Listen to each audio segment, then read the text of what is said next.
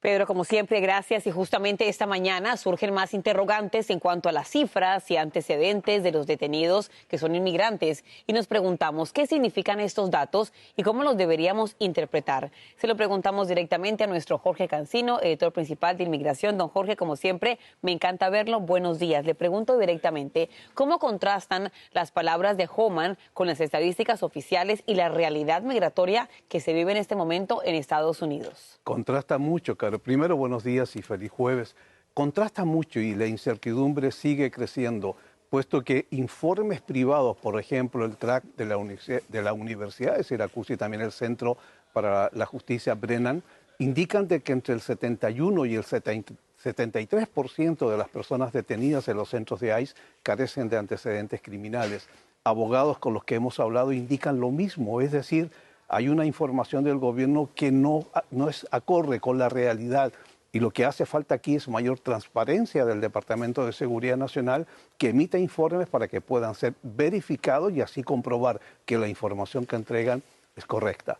Pasemos ahora a otros temas, pues justamente a propósito de lo que ocurre con las cifras y la narrativa del gobierno, la administración Trump ha lanzado una ambiciosa campaña para reclutar 10,000 nuevos agentes de ICE con bonos de hasta $50,000 y una promesa de defender la patria. Para hablar sobre este impacto legal y esta ofensiva de ICE, esta mañana nos acompaña el abogado de inmigración Héctor Benítez. Héctor, buenos días, muchas gracias por estar en La Voz de la Mañana. ¿Qué implicaciones legales podría tener bonos tan altos para reclutar agentes de inmigración? ¿Hay precedentes de una expansión masiva por parte de la agencia federal?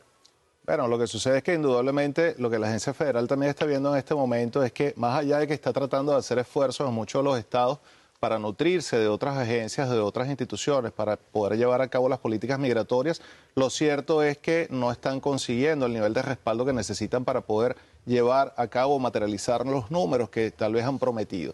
Y necesitan reclutar en propias filas, de alguna u otra manera, el personal necesario para poder llevar a cabo esas detenciones. Abogado, ¿y este tipo de campaña puede abrir la puerta a detenciones arbitrarias por parte de agentes sin suficiente preparación o conocimiento de la ley de inmigración? Mira, la ley de migración es excesivamente compleja, tiene implicaciones indudablemente no solamente federales, sino que también debe tener una interacción en cuanto a las leyes estatales para el tipo de delitos que pudieran de alguna forma disparar o generar alguna consecuencia migratoria. Indudablemente un agente objeto de haber sido reclutado, de haber sido enlistado en las filas de este servicio, pues indudablemente no va a tener la experiencia necesaria o suficiente para estar en el campo, y vamos a ver cómo se van a incrementar muy probablemente esquemas de determinación basados en racial profiling, que de alguna u otra forma violenten también disposiciones de carácter constitucional. ¿Y existe temor de que este tipo de campaña pueda abrir la puerta a detenciones arbitrarias por parte de agentes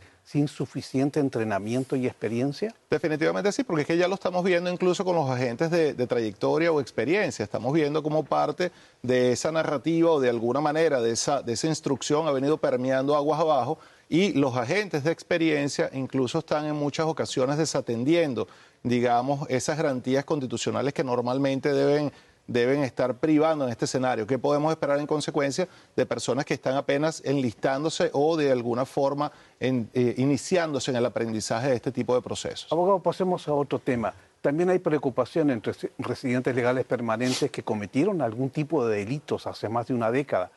¿Bajo qué circunstancias una persona puede perder la green card por un delito antiguo, incluso si ya cumplió una condena por esa falta cometida? Lo que pasa es que recordemos que en el contexto de lo que son los delitos desde el punto de vista criminal, el hecho de que tú probablemente hayas cumplido una condena o que tal vez hayas logrado algún tipo de acuerdo que evite una consecuencia en lo criminal, no necesariamente eso te está eximiendo de las responsabilidades migratorias que tú pudieras llegar a vivir. Obviamente debe depender de la gravedad del delito, si el delito puede ser objeto o no de algún tipo de perdón, para poder llegar a una consecuencia de esa naturaleza. Y en base a esa respuesta, ¿qué tipo de delitos son los que se enfoca el gobierno o que pueden llevar a una persona a perder su derecho a tener la green card? Claro, los tradicionales o más evidentes, pues indudablemente vamos a ver ahí, por ejemplo, delitos como homicidios, violaciones, violencia doméstica, fraudes que probablemente superen el monto de los $10,000 y sucesivamente. O sea, los delitos que normalmente se consideran como más impactantes para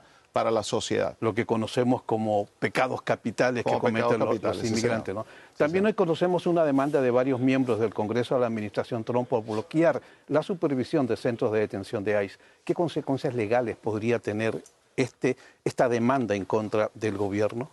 Bueno, acuérdense que de alguna u otra forma el Congreso pues tiene ciertamente la facultad de hacer inspecciones o verificaciones a los centros de detención y pues indudablemente el hecho de que se esté cumpliendo probablemente con una instrucción superior no necesariamente va a eximir de responsabilidades futuras a los funcionarios que de alguna u otra manera están evitando el cumplimiento de estas medidas. Las consecuencias tal vez no las vayamos a ver de forma inmediata, pero obviamente con el transcurso del tiempo sí pueden empezar a surgir consecuencias aguas abajo. Agradecemos al abogado de inmigración Héctor Benítez por acompañarnos en La Voz de la Mañana. Gracias a ustedes. Contigo, Paulina. A ambos gracias. Cambiando de tema, el pueblo